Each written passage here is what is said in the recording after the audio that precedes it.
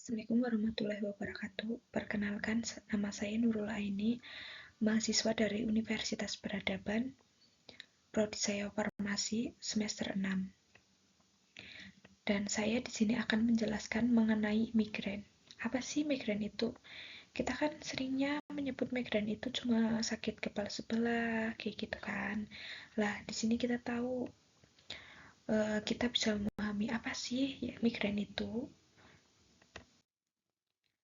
Migrain itu adalah nyeri kepala berulang dengan serangan berlangsung selama 4-72 jam, dengan karakteristik nyeri berlokasi secara unilateral, nyeri berdenyut atau pulsating, intensitas nyeri sedang hingga berat, serta GERD, dapat diperberat oleh aktivitas fisik dan dapat disertai dengan mual muntah dan atau fotofobia serta fonofobia.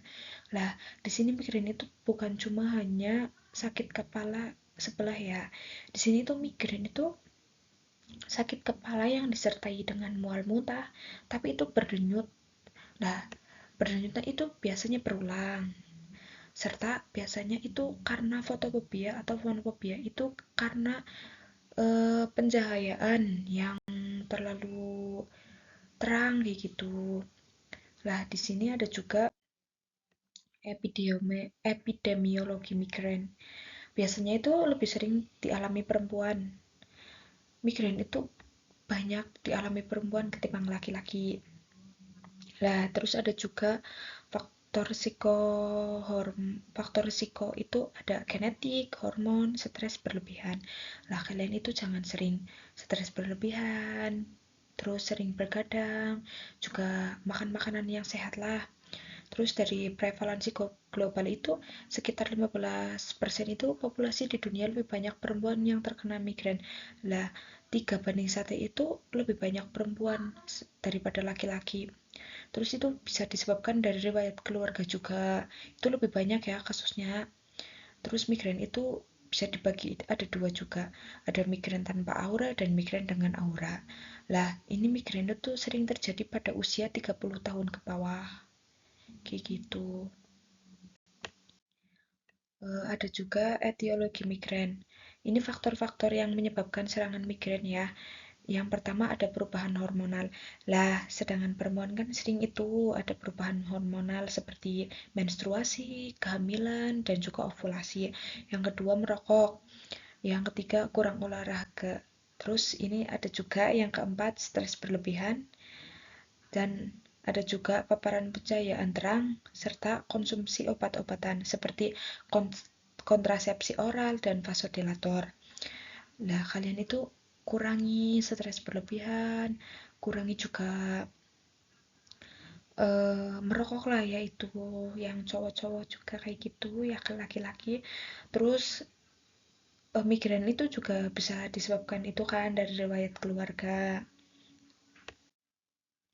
Lah, ini ada klasifikasi migrain. Migrain itu ada dua ya. Yang pertama, migrain tanpa aura. Migrain tanpa aura merupakan jenis migrain yang terjadi tanpa gejala awal seperti gangguan penglihatan atau kesemutan, ditandai dengan nyeri kepala berdenyut di satu sisi disertai mual muntah, sensitif terhadap cahaya dan suara serta memburuk saat aktivitas. Lah, migrain tanpa aura itu di sini biasanya durasinya itu 4-72 jam. Apabila tidak diberi pengobatan itu berdenyutan lebih kencang kayak gitu. Nyeri kepala itu paling sedikit dari 4 gambaran.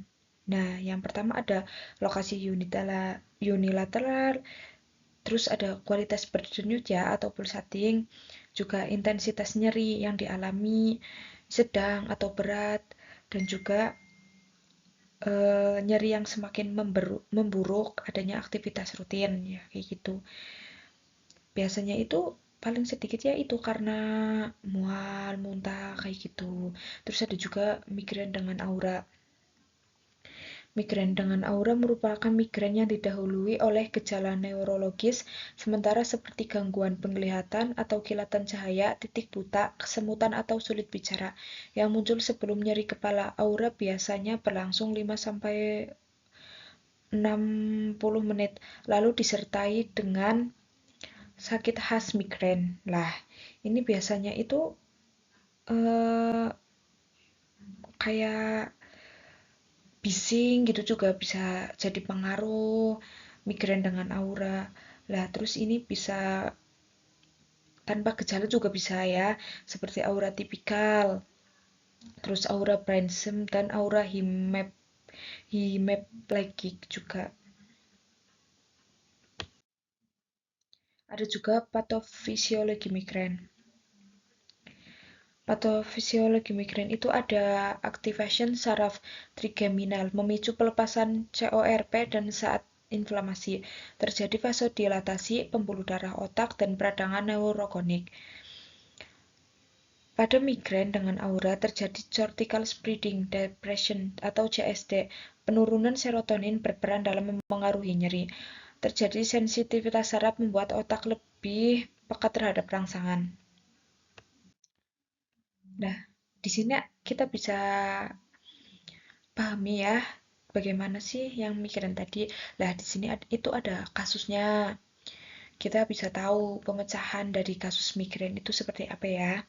Nah, ini kasus migrain. Nyai S, 32 tahun, datang ke puskesmas dengan keluhan sakit kepala berdenyut sejak kemarin sore. Nyeri bertambah saat terkena cahaya terang atau suara keras.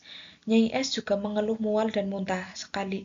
Keluhan ini telah berulang sejak usia 20 tahun. Jadi Nyai S itu sejak usia 20 tahun itu udah terkena migrain ya. Pasien mengatakan biasanya kurang tidur dan stres berlebih. Ibunya juga memiliki riwayat migrain. Nyai S sebelumnya hanya mengonsumsi obat warung seperti Poldamik dan tidak pernah periksa ke dokter. Lah, di sini Nyai S itu umur 32 tahun tapi sering mengeluhkan sakit kepala. Lah, ini itu biasanya karena stres, berlebih dan kurang tidur. Terus juga dari keluarganya, dari ibunya itu udah memiliki riwayat migrain. Lah, di sini kita bisa melihat penjelasannya. Nah, ini penyelesaiannya ya. Ini pakai metode SOAP. Lah, nama identitas pasien ini tadi yang namanya Nyai S. Usianya tadi 32 tahun, jenis kelaminnya perempuan. Lah, alamatnya tidak diketahui ya. Terus ini ada subjektif. Itu yang pertama sakit kepala berdenyut. Lah, Nyai S itu mengeluhkan sakit kepala. Terus yang kedua itu nyeri muncul sejak kemarin sore. Lah, terus Nyai S itu mual muntah. Lah, sakit kepala itu bukan hanya sakit kepala tapi disertai dengan mual muntah juga. Sedangkan itu Nyai S sensitif terhadap cahaya. Terus mempunyai riwayat migrain itu sejak usia 20 tahun dan ini dari riwayat keluarga juga ya. Terus objektif. Objektifnya itu keadaan umumnya tanpa lemas ya. Nyai S itu tidak lemas. Terus tekanan darahnya itu 110/75, nadinya itu 80 kali per menit, suhunya 36,7 derajat. Pemeriksaan neurologisnya itu normal dan tidak ada tanda rangsangan milenial. Nah, ini asesmennya. Diagnosis utamanya itu migrain tanpa aura atau ini terminologi medisnya itu ICD-10 ya. Terus diagnosis bandingnya itu sakit kepala, animation, sinusitis, dan tension type headache. Lah, plannya itu bisa dipakai ini terapi farmakologisnya itu terapi yang digunakannya paracetamol ya. Paracetamol 500 mg. Diminum itu 3 kali sehari jika nyeri ringan. Berarti jika nyeri ringan Nyai S itu bisa meminum paracetamol. Lah, diminumnya itu 3 kali sehari ya, pagi, siang, juga malam. Terus ini ada sumatripan. Ini 1 kali sehari. Ini saat serangan berat. Berarti Nyai S itu minum sumatripan itu saat serangan berat, itu saat berdenyut. Nah, terus ada metoclopramid. Nah, ini 10 mg ya. Jika mual ini loh. Ini juga jika mual saja ya. Kalau tidak mual ya nggak usah. Terus ada plannya itu kan masih sama ini kan terapi farmakologisnya. Nah, ini yang kedua itu terapi non farmakologis. Terapi yang digunakan itu ya, yang pertama istirahat yang cukup dan tempatnya jangan terlalu terang lah. Istirahat itu ya yang cukup itu 8 jam, jangan sering bergadang juga. Terus hindari stres dan makan makanan yang bergizi, jangan terlalu stres berlebihan. Terus makan makanan yang bergizi, jangan kebanyakan merokok juga. Terus tindak lanjutnya itu evaluasi ulang dalam 3 hari. Itu dilakukan pemantauan terus bagaimana keadaannya semakin baik apa semakin memperburuk.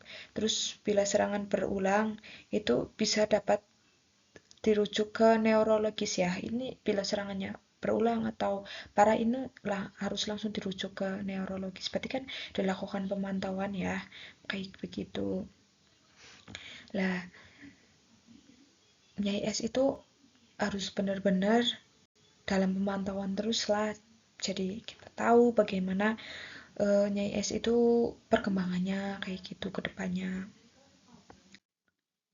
Nah, kesimpulan dari PPT yang tadi saya jelaskan itu berarti migrain itu adalah sakit kepala primer yang disertai mual dan muntah serta sensitif terhadap cahaya, terdiri dari migrain dengan aura dan tanpa aura.